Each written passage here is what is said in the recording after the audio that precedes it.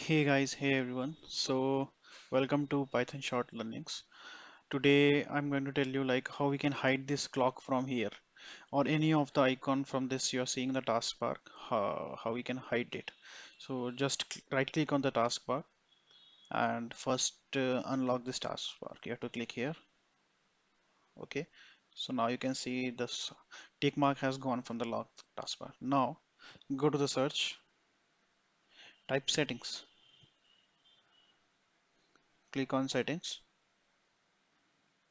look for the personalization. Here it is. Click on it.